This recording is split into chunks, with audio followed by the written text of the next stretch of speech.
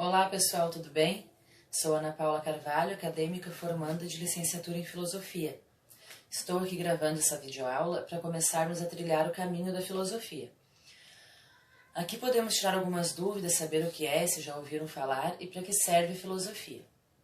Então, para começar, vamos falar sobre o surgimento, sobre a busca do conhecimento, que num primeiro momento nós temos os homens sobre o mundo. E esses homens têm a necessidade, né? Necessidade de alimento, de abrigo, da proteção, mas eles não estão satisfeitos com isso, somente com isso, né? Isso vem desde lá da pré-história, onde o homem primitivo ele estava alimentado, protegido, abrigado, né? Mas ele não estava satisfeito. Por quê? Porque nós, seres humanos, temos algumas coisas que nos diferenciam de outros animais. Alguns chamam de razão, outros chamam de consciência, né? E isso então nos leva a ir além. Ir além no sentido de saber como as coisas são, né? Para que a gente tenha segurança. Uma segurança que venha a partir de um mundo que num primeiro momento é desconhecido para nós. Esse caminho começa a ser trilhado lá na sociedade antiga, né? Que a gente enxerga sobre o mundo o que a gente enxerga sobre o mundo, né? E o que vão explicar o mundo de maneira mitológica, antes mesmo da filosofia surgir. Mitologia, né? O que é o mito? O mito nada mais é do que uma narrativa, né? Que vem do grego, mitos. Observem sempre de onde vêm as palavras, né? Isso é bem interessante estudar a origem das palavras, porque ela nos faz entender melhor as coisas. O mito, basicamente, é uma narrativa criada pelos homens para explicar a origem das coisas de um mundo, né? De um universo que para ele não era explicado.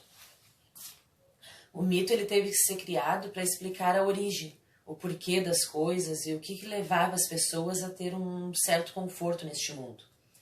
Nisso as pessoas tinham uma segurança, né? Mesmo que fosse psicológica, tudo já não era tão desconhecido, tão estranho assim. E esse mito, ele perdura? Sim, por muito tempo, né? Na verdade, se a gente prestar atenção, a gente consegue ver ele nos dias de hoje. Consegue notar a existência dele, né? E esse mito, ele vai durar para sempre como uma única forma de explicar o mundo? Não, porque vai nascer a filosofia, né? E onde nasceu a filosofia? Onde vai surgir a filosofia? A filosofia surgiu na Grécia, que num primeiro momento também era mítica e também explicava o mundo através do mito. Por exemplo, a tela renascentista de um pintor chamado Tiziano, né, que relata um personagem da mitologia grega que teria sido castigado pelos deuses, condenado a um trabalho exaustivo, inútil, praticamente escravo, né, por ter tentado enganar a morte. E por ter de fato enganado a morte, né, por uma ou duas vezes. Essa foi uma explicação para o mundo, uma explicação do porquê da dureza daquele trabalho, né? Do porquê que a gente tem que fazer as coisas para obter as coisas que necessita. A mitologia é uma coisa muito rica, né? Também uma forma de conhecimento, mas a gente vai muito além disso. Na Grécia, num determinado momento, o mito para a filosofia, né? As explicações míticas para o mundo através do mito, não que eles deem totalmente o lugar para uma nova forma de conhecer o mundo, mas eles passam a conviver, né? E por que isso aí acontece? Porque vamos ter o chamado milagre grego, que corresponde ao conhecimento da filosofia, que corresponde ao avanço da razão. A gente vai ter esse milagre grego ancorado numa série de condições históricas, né? Sociais, culturais, econômicas. Então, não existe um pensamento filosófico fora do contexto histórico. Entender o porquê que um pensamento filosófico vai surgir numa época faz a gente entender primeiro, né, a própria época, né, que esse pensamento estava sendo produzido. O pensador, os filósofos em geral, a gente denomina assim como filhos do tempo, né? Muitas vezes o pensamento deles vai estar refletido em tendências, conflitos da época que eles vivem. Para entender como a filosofia surge, primeiro, né, é preciso entender que elementos sociais, políticos, econômicos, culturais estavam combinados ali.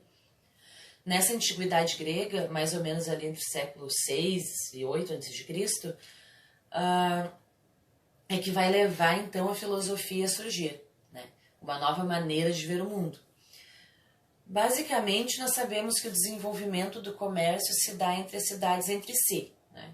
Quando o indivíduo sai da sua cidade para comercializar em outra, ele vai conhecer outros conceitos, outros costumes, né? Vai estranhar a diferença das crenças, dos valores. Então, o mundo foi criado a partir do nosso ponto de vista, né? Eu tenho um ponto de vista da minha cidade, você tem um ponto de vista da sua cidade. Eu tenho o ponto de vista da sua cidade que eu fui a passeio, né? A gente tem uma versão para a criação do mundo, né?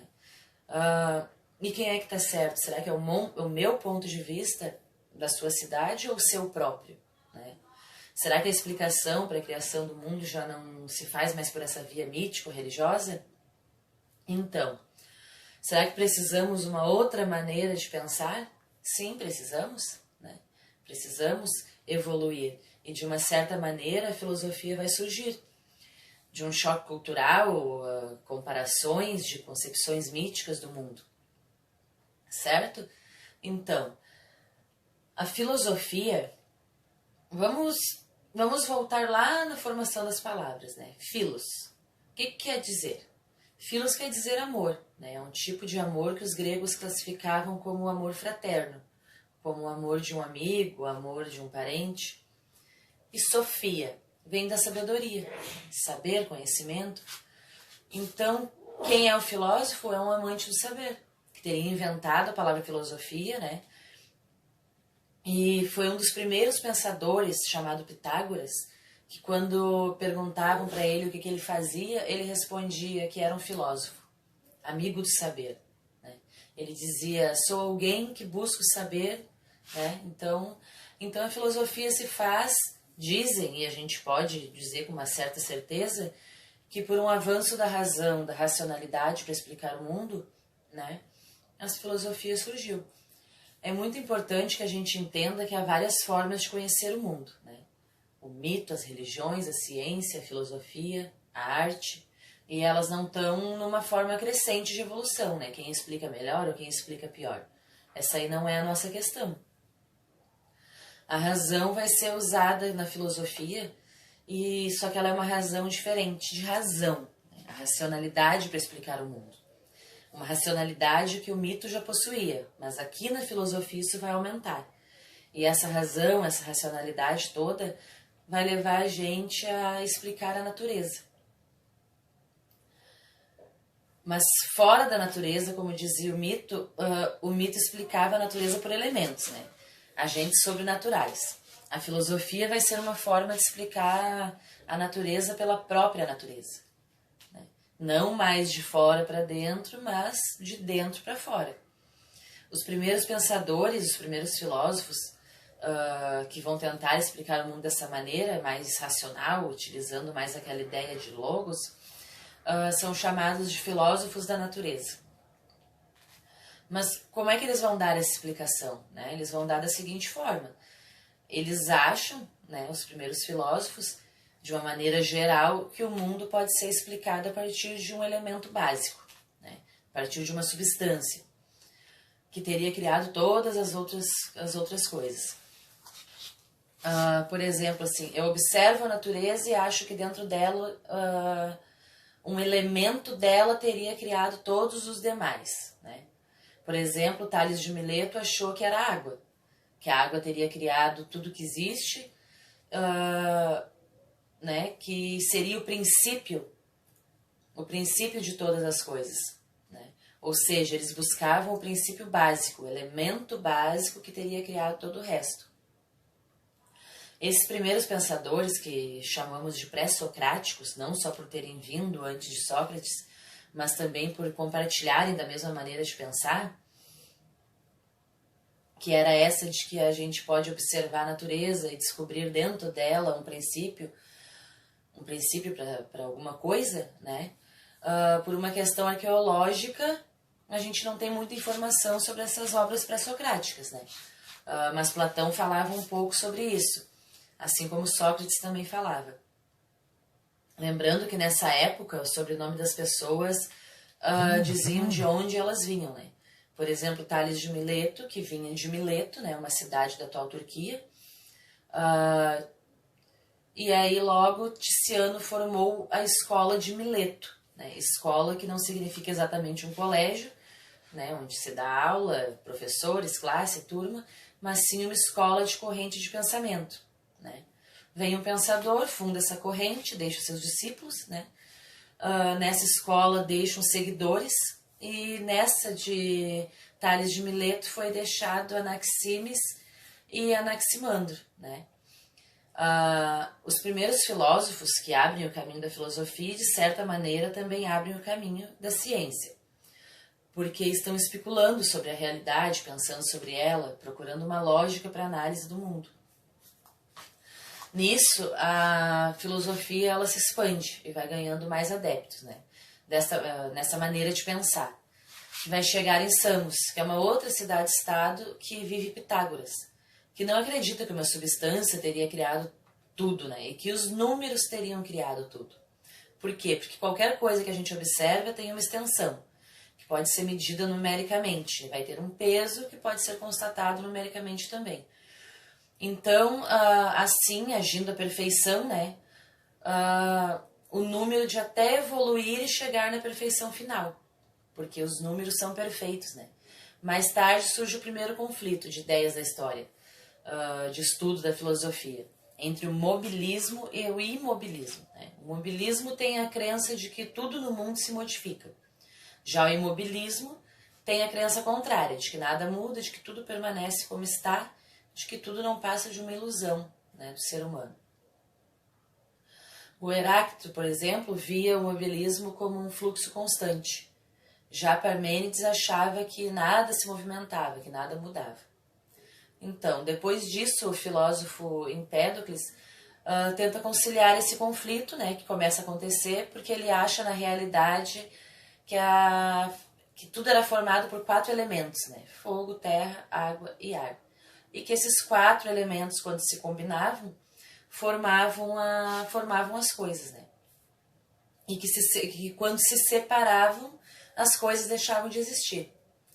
Para os últimos dos grandes pré-socráticos, Demócrito de Abdera era uma pessoa que estava participando de uma escola atomista, fundada por seu mestre Leucipo. E o pensamento dele era de que a realidade era formada por átomos. E assim ele acha que está resolvendo o problema entre mobilismo e imobilismo, né? O que na verdade ele não consegue fazer totalmente, mas sim em parte. De alguma maneira, a ciência moderna ela vai mostrar que ele tinha uma certa razão, né, no que ele dizia na época em que ele pensava. Os gregos deixam como herança para nós essa certeza de que o pensamento pode nos levar ao entendimento. O entendimento das coisas, né? Então, pessoal, foi assim que surgiu a filosofia. Espero que tenham me compreendido, né? Agora, no próximo tópico, vamos falar sobre o surgimento da política. Nessa parte da aula, a gente vai falar sobre o conceito, sobre a ideia de política. Até logo!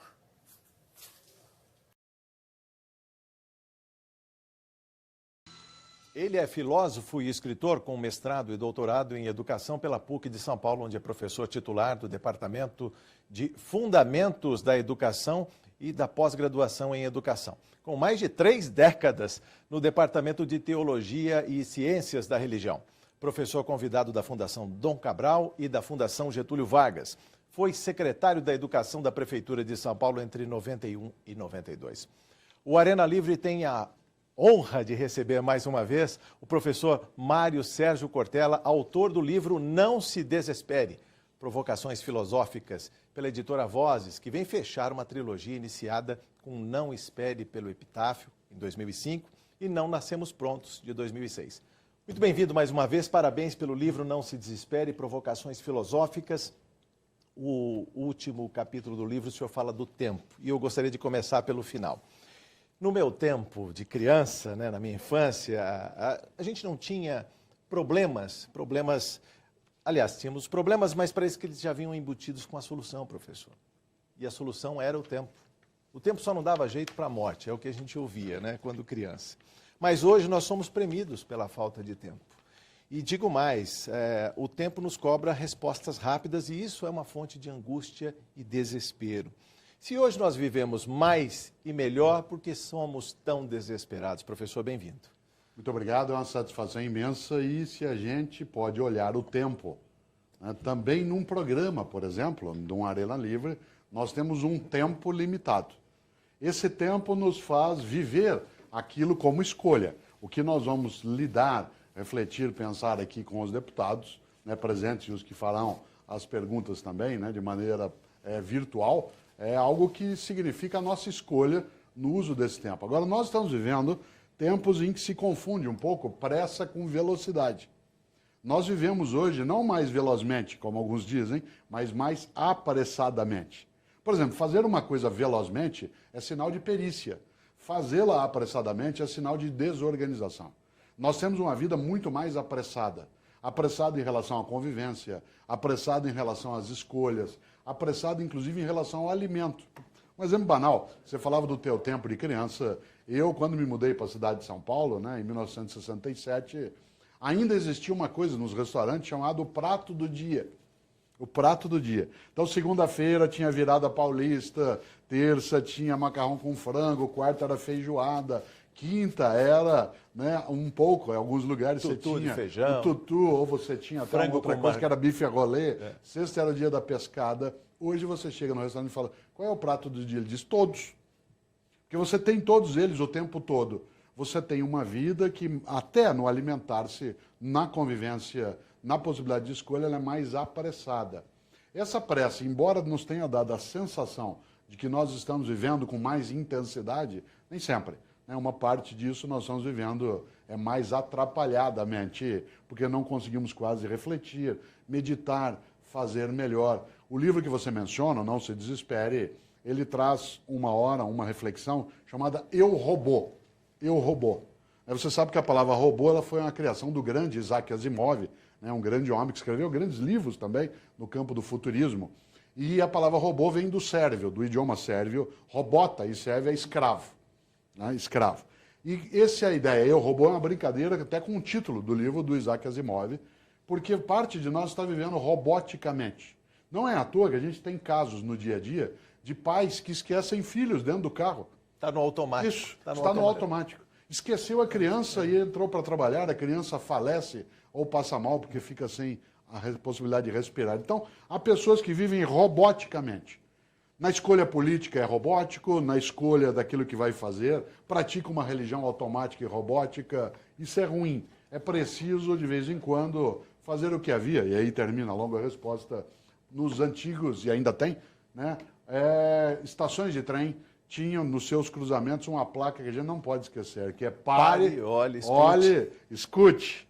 Pare, olhe, escute. E na nossa vida, precisa de vez em quando parar, olhar e escutar. Escutar é diferente de ouvir, né? Porque você, quando está aqui agora, você ouve outras coisas. Escutar é prestar atenção. Nós estamos ouvindo muita coisa e escutando pouco. Não é à toa que Rubem Alves, que é um grande educador, o deputado Janásio conhece, o deputado Marco Aurélio também, ele diz algo que funciona em educação, deveria funcionar mais. Ele diz, a gente tem muito curso, Jorge, ele diz, a gente tem muito curso de oratória. Precisaria ter alguns de escutatórias também. Escutatória. Deputado Janásio, bem-vindo mais uma vez a este Arena Livre. Primeiramente, obrigado pelo convite. Eu quero registrar primeiro, Mário Sérgio Cortella, a nossa alegria, a nossa satisfação de estar te recebendo mais uma vez aqui no estúdio da TV Assembleia, aqui ao lado do deputado Marco Aurélio, ao lado do Jorge, e dizer que eu o conheci como secretário municipal de educação. Aliás, um pouco antes, quando você trabalhava com Paulo Freire. Exato. Teve também essa honra, né, o privilégio, a oportunidade de trabalhar na equipe do Paulo Freire e depois assumiu a Secretaria da Educação. Na época eu era professor de História da rede municipal e acompanhei, eu diria que aquela grande revolução que vocês promoveram, Paulo Freire, e também a sua administração, no Estatuto do Magistério. Vocês lutaram muito para que houvesse mais investimento na área da educação, inclusive quando nós aprovamos a lei orgânica do município, nós conseguimos imprimir ali os 30% na educação. Enfim, a gestão que você participou na Secretaria Municipal de Educação foi altamente marcante. Até hoje eu lembro de você como um dos nossos grandes secretários de educação, inclusive na questão da jornada, a GEI, que foi implantada, porque na época o professor não era remunerado pelo trabalho que ele realizava fora da sala de aula. Hoje isso é uma realidade na rede municipal. Você sabe que tem uma coisa triste, porque quando eu era secretário, o deputado já era diretor de escola, né? Não Exatamente. Era mais só professor de história. E uma das coisas que de vez em quando eu me lembro é que isso já faz mais de 2 décadas. Quando alguém fala assim, o senhor, dizendo a mim, o senhor foi secretário de Educação na capital paulista? Eu falei, fui, mas foi no século passado. E a ideia de século passado, ela marca quando o deputado era no século passado também, né, diretor de escola. Né? Exatamente, mas a marca ficou para sempre, né? Na rede municipal, a marca positiva. Mas eu gostaria, Mário Sérgio, eu estava lendo aqui o seu livro, Não Se Desespere, e me chamou muito a atenção, por exemplo, o capítulo que fala as contas que não são da nossa conta, quando você resgata uma colocação muito importante que o Paulo Freire fazia muito, dizendo que não existia, ele dizia o seguinte, que não existia neutralidade política na área da educação, como não existe em qualquer tipo de atuação que a gente faça, né? Não há neutralidade política e nós temos que tomar partido, não partido político, mas partido das coisas, ter posições, e você aborda muito bem esse tema da neutralidade política, dizendo que não há neutralidade política nas nossas atuações. Não há de fato. O que pode haver é objetividade. Qual é a diferença entre neutralidade e objetividade? Por exemplo, alguns de nós temos uma prática religiosa.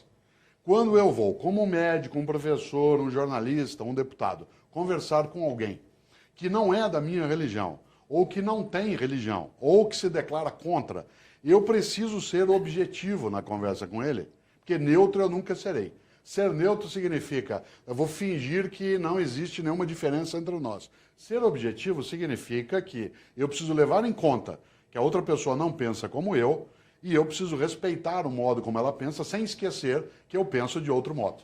Nessa hora se estabelece ali uma relação de respeito. Por exemplo, no jornalismo não existe neutralidade. O que pode haver é objetividade. Um professor em sala de aula, eu, Cortella, tenho militância político-partidária. Portanto, eu preciso evitar, em sala de aula, de trazer a questão partidária para a sala. Eu não posso esquecer que eu não sou neutro, mas eu tenho que ser objetivo no que eu faço, porque escola não é lugar de partidarização, é lugar de politização, porque a política está no nosso dia a dia. Quando nós conversamos sobre o livro Política para Não Ser Idiota, exatamente, né, com a bancada equivalente, mesma bancada. ali se falava, o livro se chama Política para Não Ser Idiota, e nesse livro, no Não Se Desespere, eu fiz uma síntese, numa das reflexões, cujo título é Política é coisa de idiota, para retomar aquela perspectiva.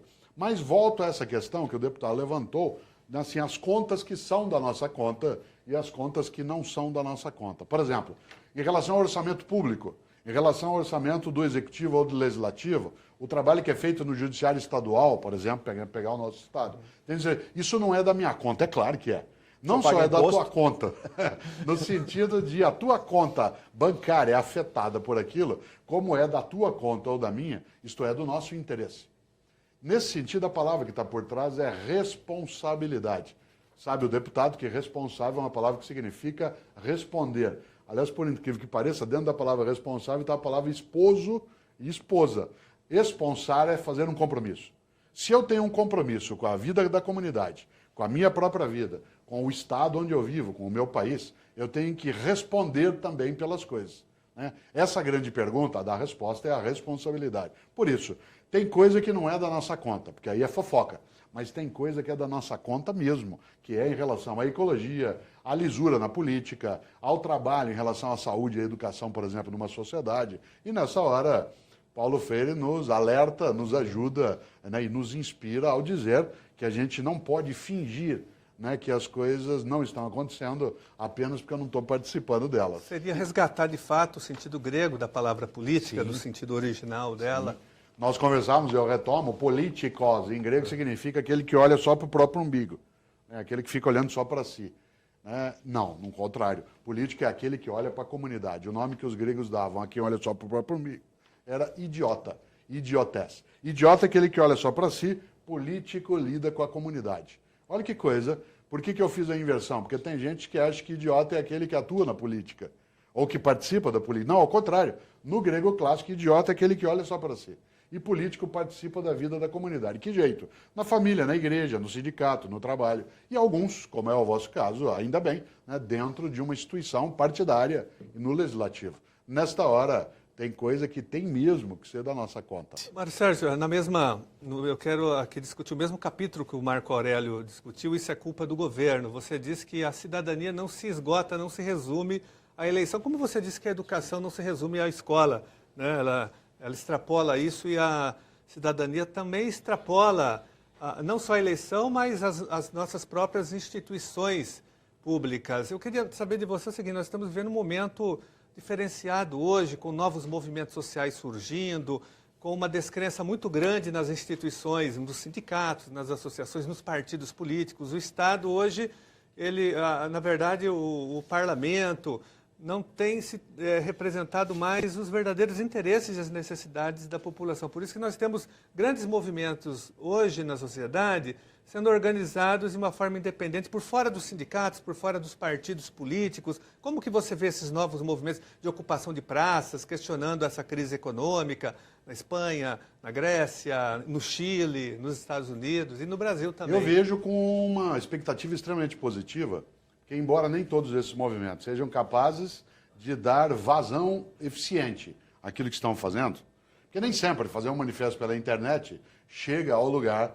Muitas vezes a pessoa faz uma mobilização, né, meramente virtual e se satisfaz achando que já participou só porque assinou um abaixo-assinado contra, né, o uso de amianto no estado de São Paulo. Ou porque não admite, né, que se use trabalho infantil. Não basta isso.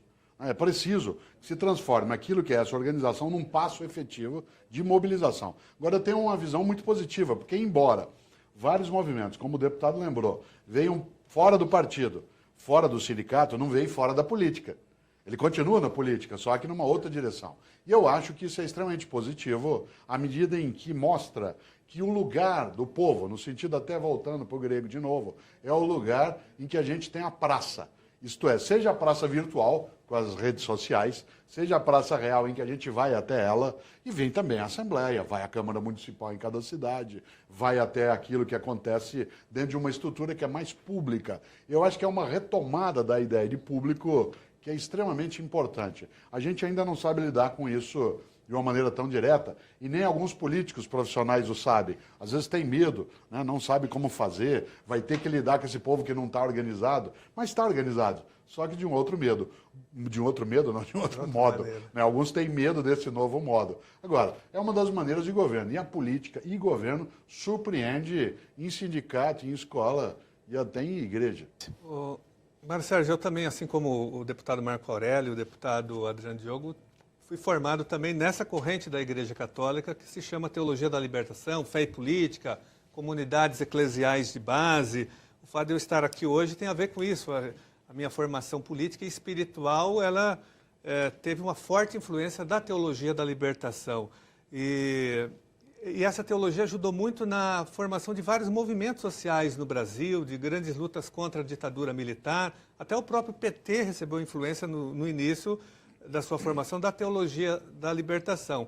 Agora, eu achei um grande pecado da igreja reprimir esse movimento, entendeu? Num país pobre como o nosso, um país com uma grande desigualdade social e econômica, eu acho um grande pecado da igreja reprimir esse movimento. Hoje nós temos uma igreja, na minha opinião, altamente alienante, que tem que forma, do ponto de vista espiritual e do ponto de vista também político, há um rebaixamento, acho, na formação das pessoas. E eu acho até um grande pecado, porque o Brasil é um país muito desigual. A igreja tem que participar disso, ela tem o dever de levar o evangelho também para o aspecto social e político, da justiça, da fraternidade e da igualdade. Mas eu acho que há uma concordância aqui entre nós, pelo menos os deputados, em relação a isso, a esse retrocesso, né?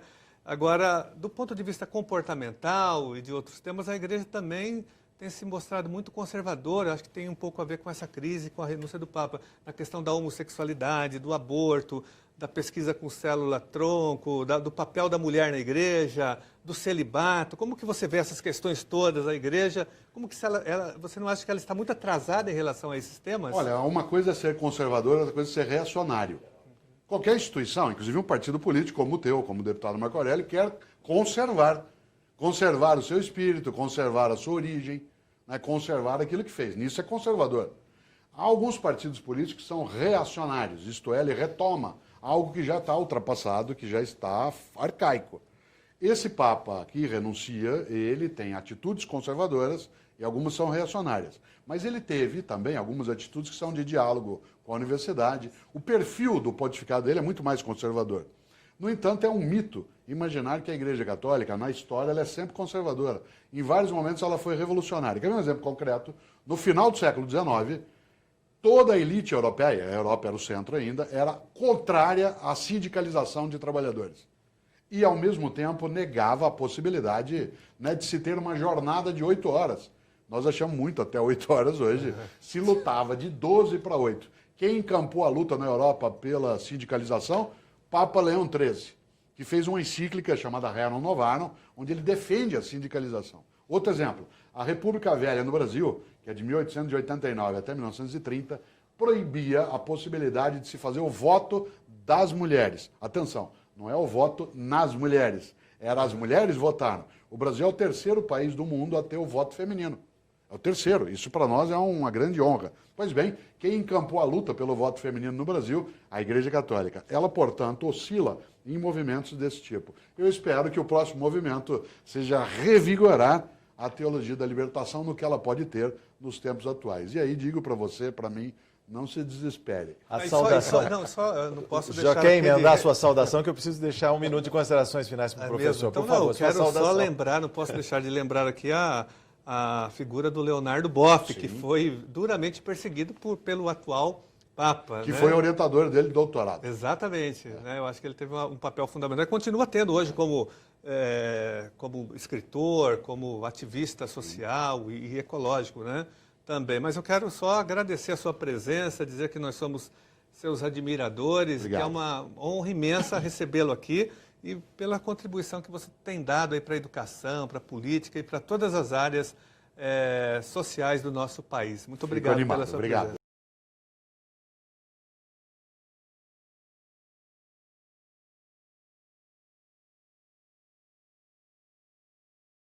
Então, pessoal, voltemos ao tema política.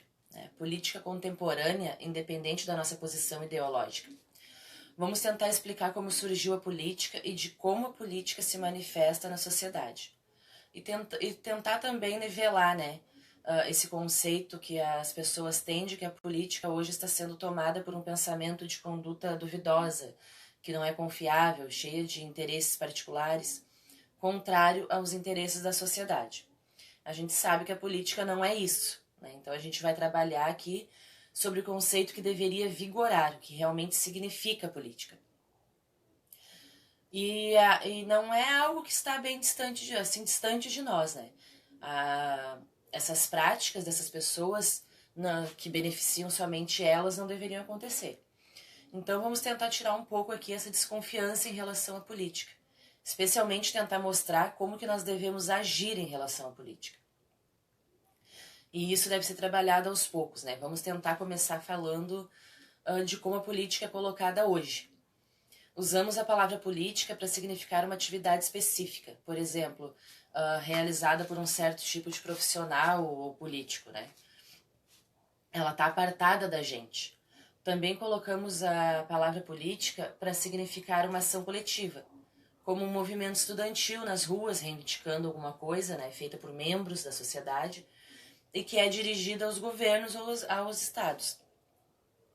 A gente também usa a palavra política como modo de organização, né? A organização de uma empresa, por exemplo, a organização da parte financeira, a organização de quem manda mais, quem manda menos, né? Mas qual seria realmente o significado da palavra política? Ela deriva de polikos, né? E diz respeito àquilo que é da sociedade, da polis, que é de interesse do homem enquanto cidadão. A origem do termo que a gente utiliza hoje vem da Grécia, né? A gente não quer dizer com isso que não existia política antes disso. Existia uma outra forma. Era um poder exercido pelo chefe de família, né? Era um poder num conjunto de famílias a ele ligadas, por um laço de dependência econômica, militar. E com isso veio a necessidade de criar alguns tipos de legislações, né, para impedir essa concentração de poder em uma só pessoa. O surgimento da política foi possível por causa das características incomuns, né, entre os gregos e romanos. Por exemplo, os não proprietários de terras. Eles migraram para aldeias, né, se estabelecendo como artesãos e comerciantes, e ali começaram a disputar um poder com as famílias agrárias. Depois tivemos a divisão territorial das cidades, né? Foram separadas Atenas em demos e Roma em tribos. Eles fizeram isso visando diminuir o poder das famílias ricas agrárias, né, para satisfazer uma reivindicação dos camponeses pobres. Atenas foi dividida em demos, dando origem ao conceito democracia, né, ou seja, uma assembleia. Já Roma foi dividida em tribos, né, que o regime era oligarquia, como se fosse o Senado. Assim foi separada a autoridade pessoal privada do chefe de família do poder impessoal público, né, pertencente à coletividade, impedindo a identificação política assim, da pessoa do governante. Também tivemos a separação da autoridade militar do poder civil, né, onde o militar ficou subordinado ao poder civil, e começou a ter a criação das leis, né, da vontade coletiva, pública, onde tem direitos e deveres, impedindo que fosse confundida, né, pessoal, com a vontade do governante. Hoje, infelizmente, parece que vivemos no retrocesso, né? Cada dia mais a vontade pessoal do governante está sendo visualizada no poder político. A gente tem que pensar sempre na ideia do coletivo, né? Não vamos esquecer disso. Então, pessoal, por hoje é isso. Espero que tenham conseguido acompanhar minha linha de raciocínio, né, sobre a política. E até a próxima aula, se Deus quiser. Tchau!